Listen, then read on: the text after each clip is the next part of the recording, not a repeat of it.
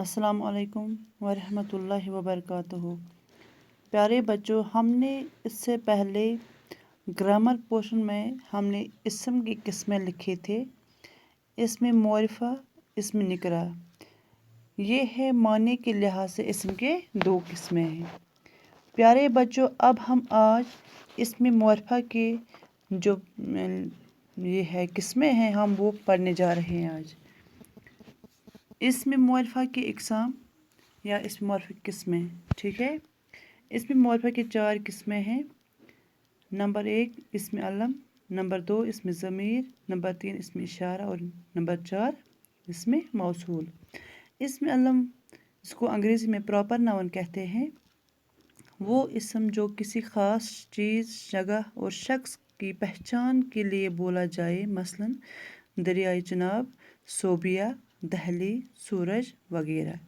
ये है इसमें अलम में, जिसको अंग्रेज़ी में प्रॉपर नाउन कहते हैं। अब दूसरा इसमें ज़मीर, जिसको पर्सनल नाउन कहते हैं। वो इस्म जो किसी शख्स, जगह, चीज़ के नाम की जगह इस्तेमाल किया जाए या किसी इस्म की जगह बोला जाए। जैसे ज़ैद ने खालिद को मारा, वो सड़क पर खेल रहा था। अहमद आया, इसने केले लाए, वो बोला ये केले आप खाओ। इन जुमलों में वो इस्म, वो इस, आप ऐसे कलमे हैं जो इस्म की जगह इस्तेमाल हुए हैं। बस वो कलमे जो किसी इस्म की जगह इस्तेमाल हो, ज़मीर कहलाता है।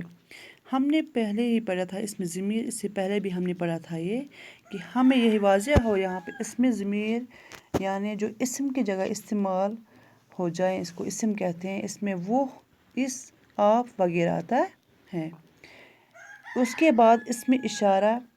इसमें इशारा वो इस्म जो किसी चीज़ या जगह की तरफ इशारा करने के लिए बोला जाए, मसलन ये किताब, वो मस्जिद, इनमें ये और वो इसमें इशारा है।